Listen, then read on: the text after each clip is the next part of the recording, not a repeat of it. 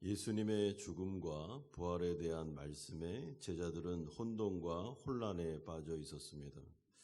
특별히 제자들이 이해하고 싶지도 않았고 받아들이고 싶지도 않았던 말이 무엇인가 하면 내가 아버지께로 감이라 라는 예수님의 말씀이었습니다.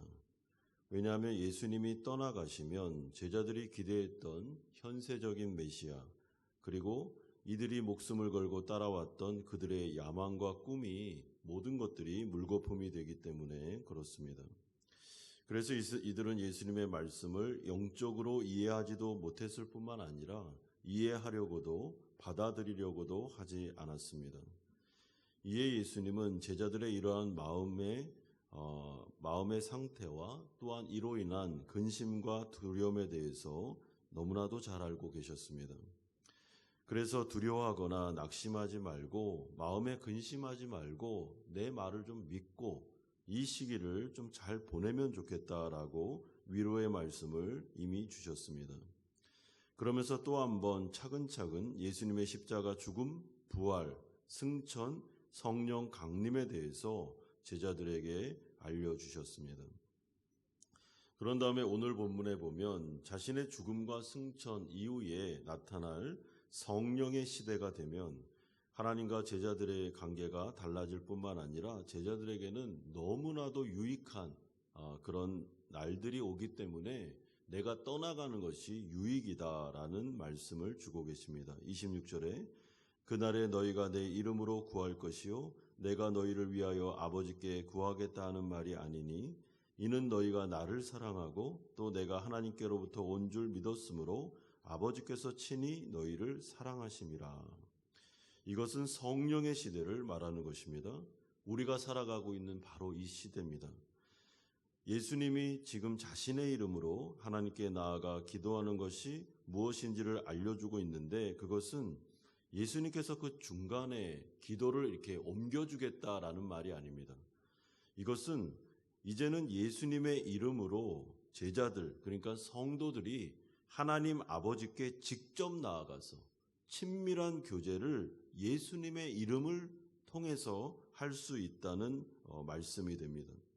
따라서 성도는 하나님의 자녀로 입양이 되었기 때문에 이제는 휘장이 갈라졌고 은혜의 보좌 앞으로 직접 담대히 그리스도의 이름을 붙잡고 나아갈 수가 있습니다. 레위기에 보면 대속죄일이 나오는데 그때 대제사장이 1년에 한 번만 그것도 그 거룩하신 하나님 앞에서 막 바들바들 떨면서 나아가는 것들을 우리가 이미 살펴보았습니다. 그런데 성령의 시대가 되면 그렇지 않습니다. 그리스도의 이름으로 우리가 제사함 받아 거룩하게 되었기 때문에 이제는 하나님 앞에 친밀한 자녀처럼 나아갈 수가 있습니다. 이것이 바로 놀라운 성령의 시대, 우리가 지금 살아가고 있는 시대가 됩니다. 그러므로 예수님은 자신의 죽음과 부활 이후에 예수님이 제자들을 떠나서 성령이 오시는 것이 제자들에게 있어서는 얼마나 위대한 사건이며 좋은 시대인지를 거듭거듭 말씀해주고 있습니다. 그렇기 때문에 내 말을 좀 믿고 두려워하지 마라.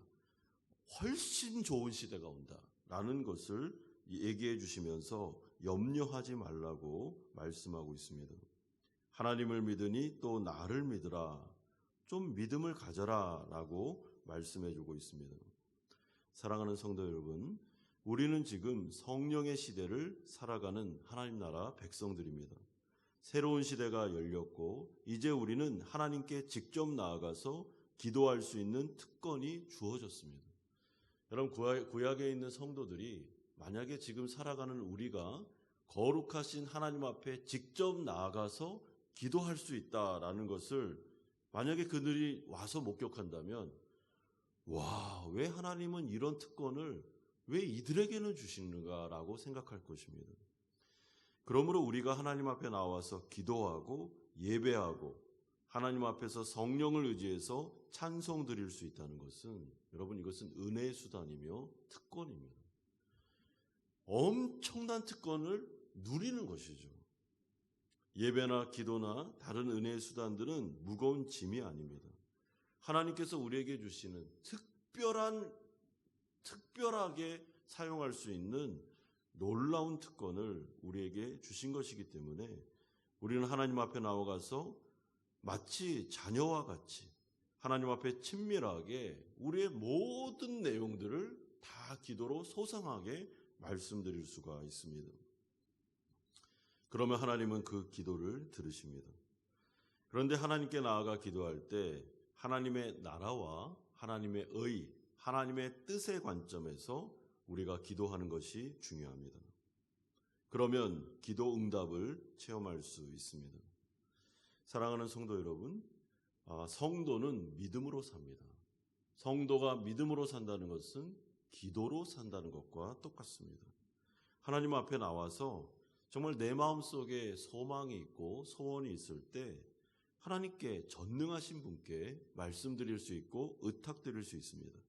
그러면 하나님은 그 기도를 들으시며 전능하신 하나님의 능력을 우리에게 부어주심으로 우리의 인생 속에 하나님의 기적을 체험하게 하십니다. 그런 다음에 예수님은 마지막으로 다시 한번 촉구하십니다. 28절에 내가 아버지에게서 나와 세상에 왔고 다시 세상을 떠나 아버지께로 가노라. 또 말씀을 하시죠.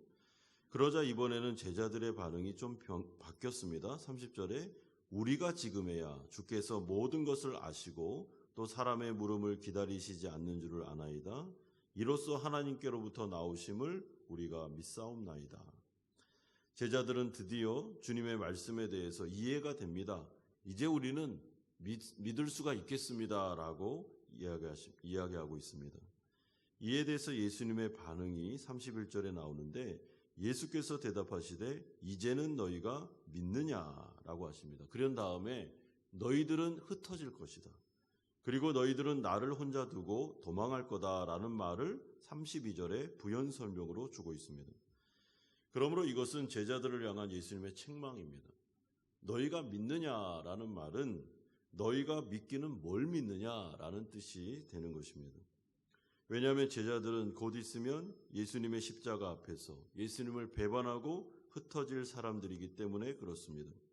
예수님을 믿습니다. 끝까지 믿겠습니다라는 이 고백이 사실은 이들은 그 고백을 지키지 못하며 예수님을 부인하기도 하고 버리기도 하고 도망치기도 하고 십자가 앞에서 예수님을 모른다 하기도 하는 정말 어처구니 없는 일들이 일어나게 됩니다. 그러므로 주님이 제자들에게 지금 하고 싶은 말은 교만하지 말고 자만하지 말고 겸손하게 하나님의 말씀을 잘 묵상하고 어려운 시기에 예수님과 성령님을 의지해서 기도함으로 말미암아 이 시기를 잘 보내야 된다. 저 믿을 수 있습니다. 저 확실히 하나님 앞에서 저는 완벽하게 살 수 있습니다. 이런 말 하지 말고 연약함을 인정하고 주님을 바라보라라는 것이죠. 그러면서 이 연약한 제자들, 아직까지도 뭐가 뭔지를 잘 모르는, 앞으로 어떤 시대가 열린지도 모르고 자신에게 어떤 위기가 올지도 모르면서 호언장담하고 있는 제자들을 향해서 위로하고 책망하고 붙잡아주고 이들에게 먼저 말씀을 주신 뿐만 아니라 확신의 내용까지도 주시는데 33절에 말씀합니다. 이것을 너희에게 이르는 것은 너희로 내 안에서 평안을 누리게 하려 함이라. 세상에서는 너희가 환난을 당하나 담대하라. 내가 세상을 이기었노라. 사랑하는 성도 여러분, 예수님께서 제자들에게 하나님의 말씀을 주시는 이유는 평강 때문에 그렇습니다. 제자들은 근심할 이유가 없습니다. 지금 몰라서 무지 가운데 있기 때문에 근심하는 것이지 예수님을 나의 구주로 영접한 순간부터 제자들에게는 이제 평강입니다. 이들에게는 혼동이 아닙니다. 평강과 은혜가 주어지게 됩니다. 왜냐하면 예수님께서는 세상을 이기셨기 때문에, 예수님께서 죄를 이기셨기 때문에, 예수님께서 모든 것을 이제 정복하셨기 때문에 그분을 나의 구주, 나의 하나님으로 영접하기만 하면 그 다음부터는 제자들의 인생은 물론 고난이 있고 어려움이 있을다 할지라도 모든 인생이 다 평강이며 은혜이며 승리가 보장되는 것입니다. 그러므로 이렇게 혼동 속에 뭐가 뭔지를 잘 모르면서 또한 나중에 예수님의 십자가 앞에서 무너지고 도망하고 정말 실패할 수밖에 없는 제자들을 향해서 예수님은 분명하게 너희는 승리할 것이며 너희들에게는 평강이 주어질 것이며 하나님의 은혜가 끝까지 붙잡고 너희들을 영생으로 데려갈 것이다 라는 확신의 말씀을 주심으로 하나님께서 하시는 일에 위대하신 구원의 역사를 제자들에게 한 번 더 확인시켜주고 계십니다. 그러므로 사랑하는 성도 여러분, 우리가 예수님을 확실하게 믿었습니까? 그분이 나의 구주, 나의 하나님이라고 고백하셨습니까? 그러면 우리의 인생 속에 때로는 넘어지고 때로는 실패하고 때로는 근심과 염려와 낙심 속에서 살아갈 수 있습니다. 그러나 우리의 전 인생은 평강입니다. 평강 안으로 들어왔습니다. 은혜 안으로 들어왔습니다. 그리고 결국 예수님이 세상을 이기셨던 것처럼 우리도 결국은 승리하게 됩니다. 우여곡절이 있죠. 넘어질 수 있습니다. 그러나 예수를 분명하게 믿는 고백한 자에게는 반드시 승리하며 그는 영생으로 들어가게 됩니다. 그러므로 우리에게 보장된 이 승리, 주님이 승리하셨기 때문에 우리가 세상을 이길 수 있다는 이 확신의 말씀을 소급해서 오늘 내 말씀으로 끌어와서 오늘을 사시면 됩니다. 죄와 싸워 이길 수 있습니다. 세상에 여러 근심과 걱정이 있을 때 기도로 주님께 말씀드릴 수 있습니다. 하나님의 전능한 능력을 끌어올 수 있습니다. 오늘 하루를 내 힘으로 사는 게 아니라 하나님의 힘으로 살아 우리가 또 승리할 수 있습니다. 그러므로 주님은 제자들에게 담대하라고 거듭 반복해서 말씀해주고 있습니다. 두려워하지 마라. 담대하라. 어떤 일을 만나든지 담대하라. 마음을 꽉 붙잡고 주님 믿고 그 말씀 붙잡고 어려운 현실을 돌파하라. 직면하라. 한번 뚫고 나가봐라. 내가 도와줄 거다. 라고 말씀해 줍니다. 우리가 살고 있는 시대가 성령의 시대라는 것을 꼭 기억하십시오. 구약의 시대에 살고 있지 않습니다. 우리는 휘장이 갈라진 은혜의 보좌 앞으로 친백성, 친자녀가 되어 하나님 앞에 담대하게 나아갈 수 있으며 모든 것을 다 기도로 말씀드릴 수 있습니다.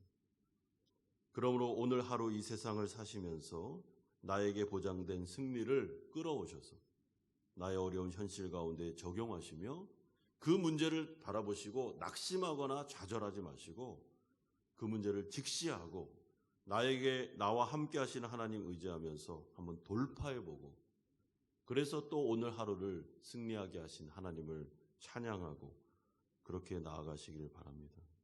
우리에게 주어진 약속은 평강입니다. 은혜입니다. 그리고 승리입니다. 이 말씀을 굳게 붙잡고 오늘 하루도 어려운 순간 세상 속에서 주의 능력으로 승리하시는 성도님들 다 되시기를 예수님의 이름으로 축원드립니다.